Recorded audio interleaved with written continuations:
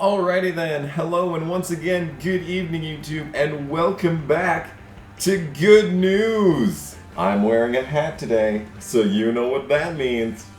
My hair's a mess. Barstool Sports, sponsoring Matt DiBenedetto and 2 cup races. Dave Portnoy?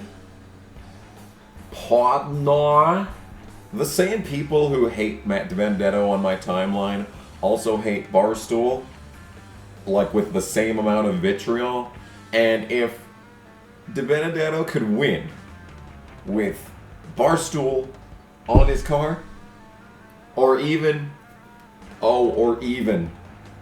if Guido and Barstool join forces for a full season and replace Landon Castle at Starcom, DiBenedetto must win in order to make the playoffs, as he is currently second in the championship standings with 3 top 5s, 5 top 10s, and 143 laps left. That's not even bad.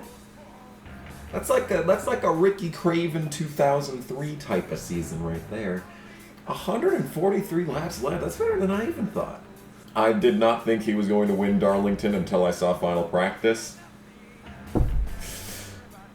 It could happen, y'all. Larson's probably going to lead a lot of laps and throw away the race, and it'll probably be DiBenedetto in second when it happens. Speaking of Landon Castle, Starcom Racing to honor Marlin.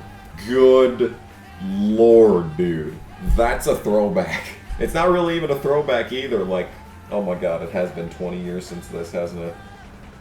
Oh! Like, I had to make the goddamn Darlington Paint Schemes video before this was released. I had to. And I bet it looks even better in person. Oh, can you imagine how this is going to look under the lights?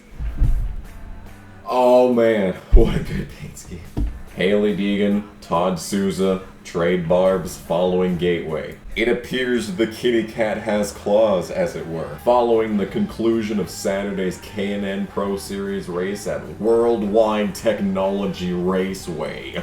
Things got a little bit heated in the garage. Ooh, makes it sound like there was a porn tape made. Deegan is 18 now. It's legal. She jacked me up going into turn 1 underneath the rear of my car. I have no idea how Todd Souza sounds. We hadn't been around her all race. We were a little bit off, fought back, got our lab bag, made some changes, and got the car better. Oh, I guess she caught the lucky dog after she went... I don't know why I'm suddenly in an Australian accent, but fuck it. After she went a lap down from the tire blowout she had, and I guess she thought that was a desperate move for her to start moving people with her car. You sure like the sound of your own voice, Todd, don't you? We are going to some bigger tracks later in the year, and there will be payback, he said. Now I sound like Goofy. Oh, yo, we're going to some bigger tracks next year, and there will be payback. Oh, yo. This video sucks. Hey, cuff me out for sure, Deegan told NASCAR.com. I was a little nervous there for a second. He started coming in my trailer as I was sitting down. There was a brief second where I thought he was gonna do something there. This sounds like just like a racing incident that people are taking way too seriously because Deegan's involved in it. Like a last lap bump and run for position. Like I didn't actually get to see the Gateway K&N or most of the IndyCar race because I was too busy nearly dying in a torrential rain. But like, unless like Deegan gotten dumped earlier in the race, though it was justified, I don't see why we're talking about this and not that. But hey, slow news day, I guess. It was between him and the number 77. I mean, what do you want me to do when you have the 2 slowest guys in front of you? Damn, that is cold-hearted, Hailie.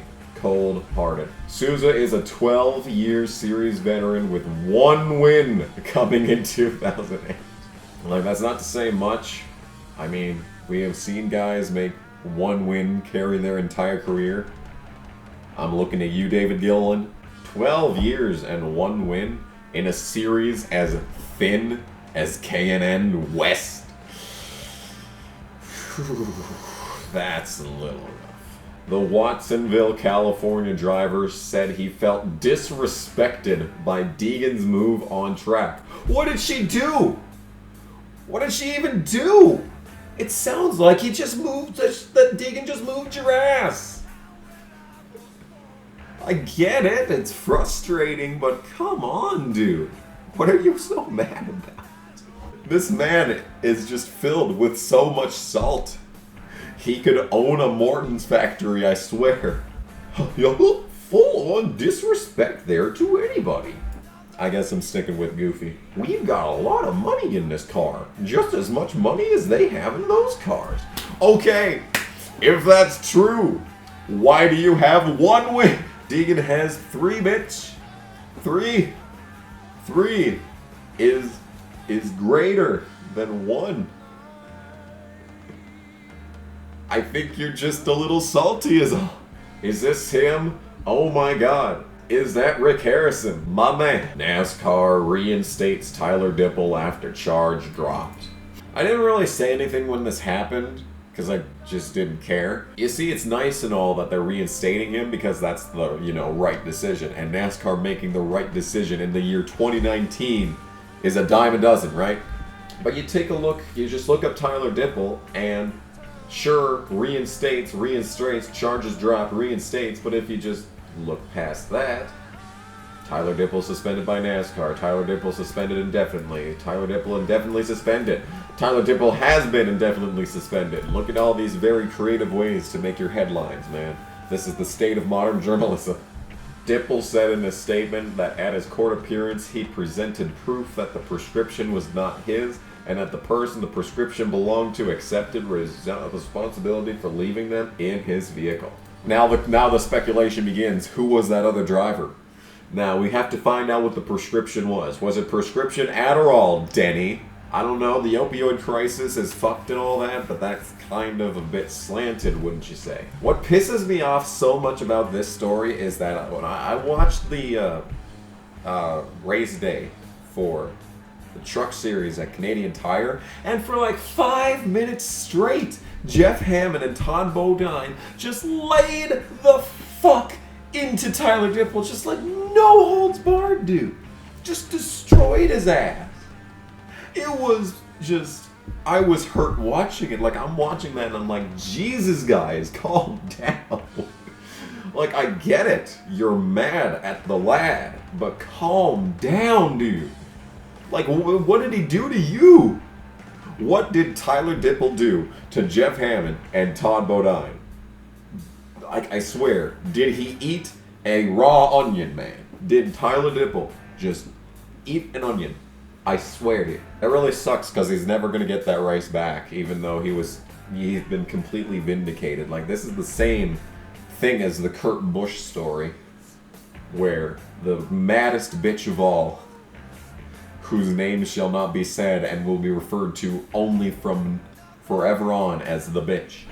Kurt got fucked up there. His name was dragged for like the 70th time, Like, Dippel's only 19. Like, he's got an entire, 20-year career ahead of him, as long as the sponsors stick around, Like, this could be the first of several thousand, bullshit things.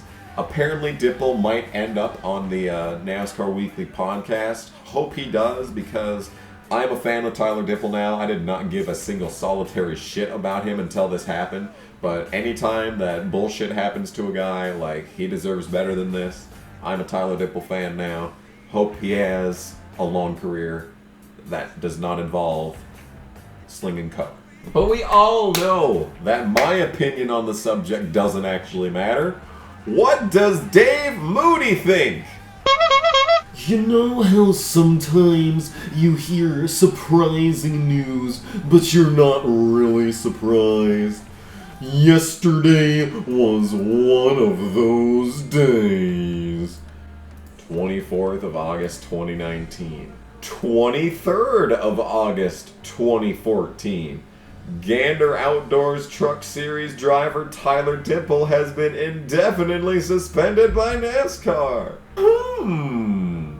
What you know about that, Dave? He's gonna go back and forth and say that he's not talking about Dippel, he's talking about Andrew Luck, aka Andrew Fuck the Colts. If I was stuck playing for the Colts, I would retire too, to be honest. But we all know what you were really thinking, Dave.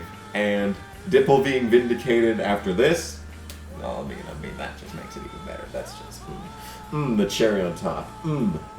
It feels good to be king. So anyway, that was another fine episode of good news. I think, like, Xfinity is qualifying as we speak, so there will probably be new good news to be shared in the future. Near future, I mean. I was busy all week. Like, the past week has been just stupid. So I haven't even been here to make videos, let alone fucking make a good news. So anyway, thanks for watching. This has been Kamikaze Games with another fine episode of good news. Hope you enjoyed, and I'll see you whenever I make next. Bye!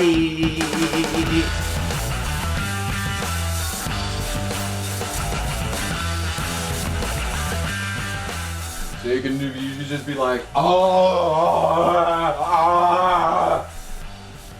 like a fucking banshee. The video just ends immediately. It knows. It knows. Oh god. Oh, it's so bad. Why? Why would I do this? Why would I allow this to exist? What have I done? No. What have I done?